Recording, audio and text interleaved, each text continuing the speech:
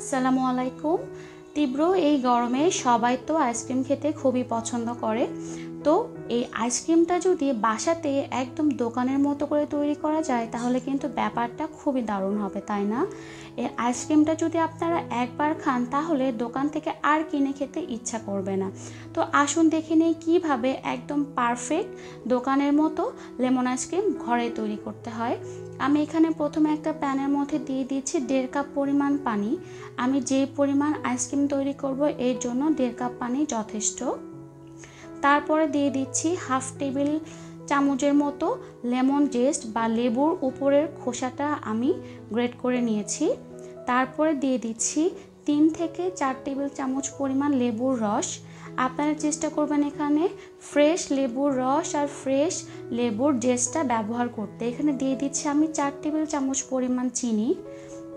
আপনারা যদি আমার পরিমাণে আইসক্রিমটা তৈরি করতে চান তাহলে একদম হুবহু সব কিছু উপকরণ সেম মতো দিলে কিন্তু আপনাদের আইসক্রিমটা একদমই পারফেক্ট হবে। এগুলো দিয়ে দেওয়ার পরে আমি এর মধ্যে দিয়ে দিব সামান্য একটু লবণ। এখানে যদি আপনারা চান লবণটা কিন্তু না দিলেও পারবেন, কিন্তু আমার কাছে মনে হয় লবণ দিলে আইসক্রিমের টেস্টটা আরও খুবই ভালো আসে। তারপরে আমি এখানে দিয়ে দিব হাফ টেবিল চামচ পরিমাণ কর্নফ্লাওয়ার।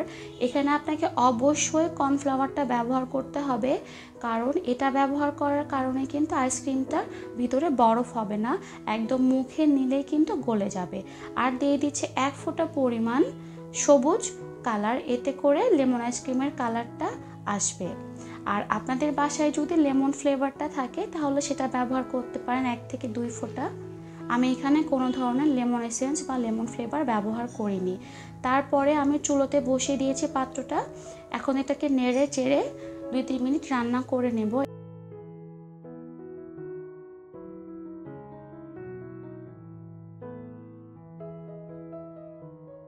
2-3 মিনিট রান্না করার পরে কিন্তু এই মিশ্রণটা অনেকটা ঘন হয়ে আসবে।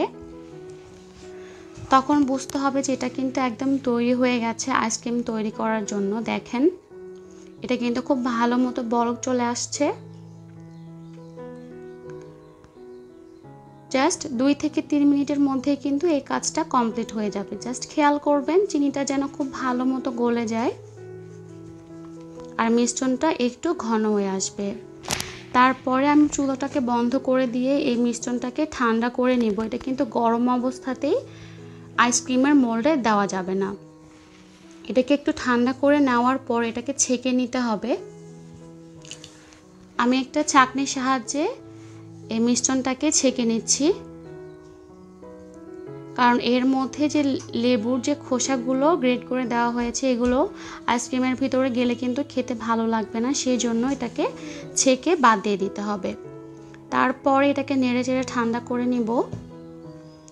যখন দেখবেন প্রায় মোটামুটি ঠান্ডা হয়ে গেছে তখন কিন্তু এটাকে আইসক্রিম তৈরির জন্য দিতে হবে। আইসক্রিমটা তৈরি করা কিন্তু একদমই সহজ, আর এটা খেতে যে কি মজা একবার বানিয়ে না খেলে কিন্তু বুঝতে পারবেন না। আইসক্রিমের মিশ্রণটা আমি একটা কাপের মধ্যে ঢেলে নিয়েছি, এতে করে ঢালতে সুবিধা হবে। আর আইসক্রিম তৈরি করার জন্য আমি এরকম মোল্ড নিয়েছি, এর মধ্যে আইসক্রিমের মিশ্রণগুলো ঢেলে দিচ্ছি।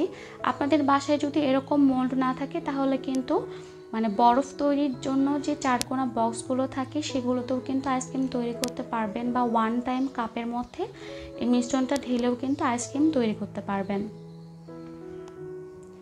আমার রেসিপিটা যদি আপনাদের কাছে ভালো লেগে থাকে তাহলে অবশ্যই আমার চ্যানেলটি সাবস্ক্রাইব করে দিবেন এবং পাশে থাকা বেল বাটনটিতে ক্লিক করে দিবেন। মিশ্রণগুলো আমি সবগুলো মোল্ডে সমানভাবে দেওয়ার চেষ্টা করছি, তারপরে এর কাঠিগুলো এর ভিতরে বসিয়ে দিব। আর আপনারা এই মোল্ডে যখন আইসক্রিমের মিশ্রণটা ঢালবেন তখন কিন্তু একদম ফুল করে ঢালা যাবে না, কারণ এটা বরফ হওয়ার পরে কিন্তু এটা আয়তনটা একটু বেড়ে যাবে। একটু খালি রেখে তারপরে এই আইসক্রিমের মিশ্রণটা ঢেলে দিবেন। আমি এই আইসক্রিমের মোল্ডটাকে 6 ঘন্টার জন্য ডিপ ফ্রিজে রেখে দিব, এর মধ্যে কিন্তু আইসক্রিমটা তৈরি হয়ে যাবে।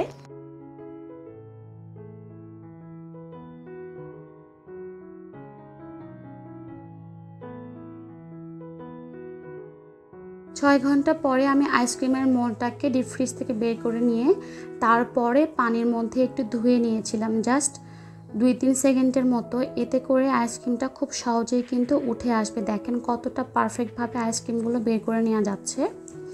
ফ্রিজ থেকে বের করে কিন্তু সাথে সাথে আইসক্রিম তুলতে যাবে না, তাহলে কিন্তু আইসক্রিম ভালো মতো বের হবে না, অনেক সময় ভেঙেও যেতে পারে। এর জন্য অবশ্যই পানির মধ্যে একটু চুবিয়ে তারপরে আইসক্রিমের মোল্ড থেকে আইসক্রিমটা বের করে নেবেন। দেখেন কতটা পারফেক্ট হয়েছে আইসক্রিমগুলো, এর মধ্যে কোনো ধরনের বরফ নেই। আমার রেসিপিগুলো ভালো লেগে থাকলে অবশ্যই আমার ভিডিওতে লাইক, কমেন্ট এবং শেয়ার করবেন।